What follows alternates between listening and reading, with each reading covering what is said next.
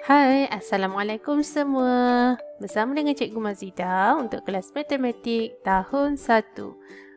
Kita nak belajar apa hari ini? Hari ini kita akan belajar timbang dan banding jisim objek. Apa itu timbang dan banding jisim objek? Okey, cikgu akan terangkan dalam video ini. Tengok baik-baik ya. Okey.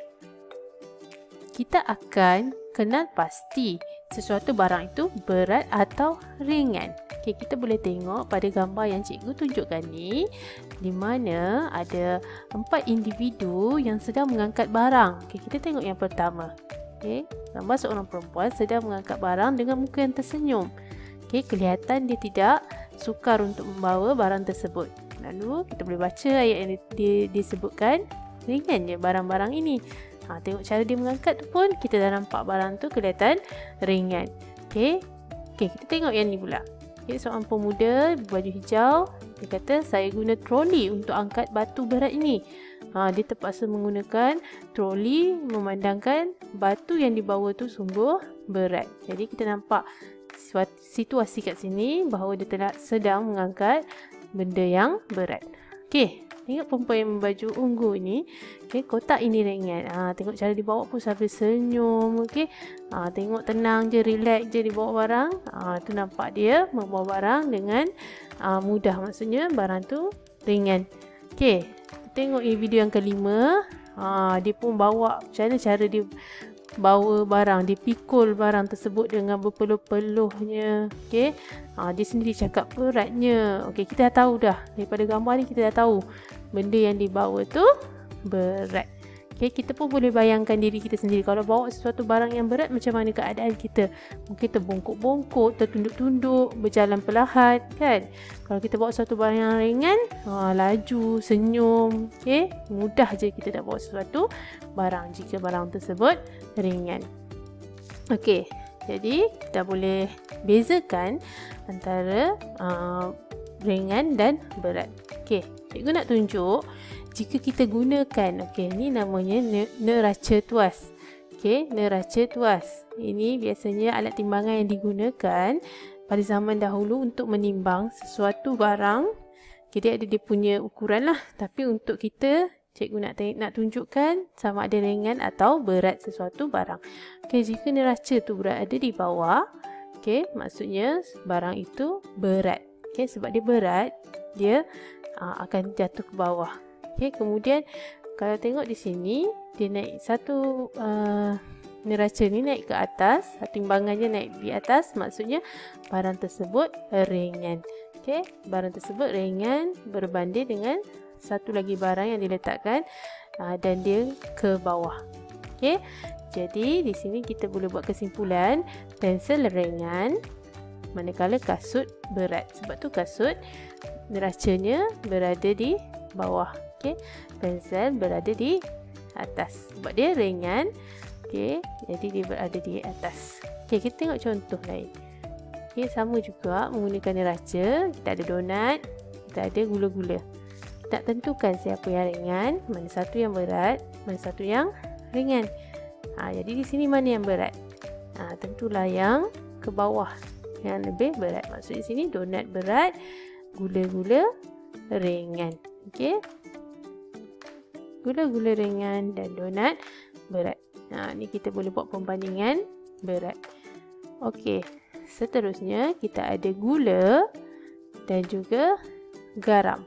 Gula dan juga garam. Okey, tentukan mana satu yang ringan. Garam yang ringan, manakala gula berat. Sebab gula berada di bawah. Okey, dan garam berada di atas. Garam ringan, gula berat. Okey, itu menggunakan neraca. Okey, cuba tengok neraca tuas ni. Bila kedudukannya berada di paras yang sama, itu menunjukkan barangan tersebut mempunyai berat yang sama. Okey, kedudukannya cuba tengok. Okey, sama. Ya. Jadi barang di sini sama dengan barang yang di sebelah sini. Sebab tu dia kedudukannya seimbang. Okey, kita tengok apa barang yang kedudukannya seimbang. Okey, ada satu buku merah dan juga 5 biji guli. Apa maksudnya? kedudukannya dah sama, seimbang. Okey, maksudnya di sini jisim buku merah sama dengan 5 guli. Jisim tu ialah berat. Okey, jisim buku merah, berat buku merah ni sama dengan 5 biji guli. Sebab tu dia berada dalam keadaan seimbang. Okey, tengok contoh seterusnya. Okey, ada buku berwarna hijau dan ada berapa ni? 1, 2, 3, 4, 5, 6, 7, 8. 8 biji guli. Jadi, kita boleh tahu jisim buku hijau sama dengan 8 guli. Buku hijau sama dengan 8 guli. Okey, sekarang cikgu nak murid-murid kita tengok sama-sama keseluruhan gambar ni. Okey, dua neraca tuas ni kita boleh tengok. Okey, dan kita tengok jisim buku merah kurang daripada jisim buku hijau. Jisim buku merah kurang daripada jisim buku hijau. Kenapa? Sebab tadi buku merah sama berat dengan 5 biji guli. Buku hijau sama dengan 8 biji guli. Jadi mana yang lebih berat? Tentulah hijau berbanding dengan merah. Jadi di sini kita boleh buat kesimpulan jisim buku merah kurang daripada jisim buku hijau. Okey. Okey, seterusnya kita nak tengok apa lagi barang yang boleh kita bandingkan. Okey, kita ada 4 biji apel. Okey.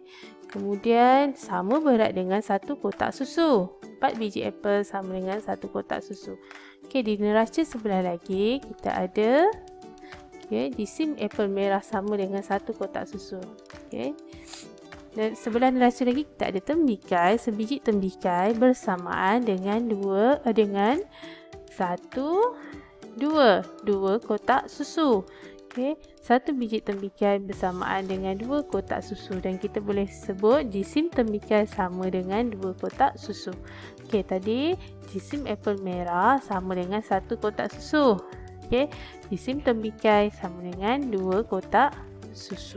Okey, kita boleh buat kesimpulan di sini, jisim tembikai lebih daripada jisim apel merah.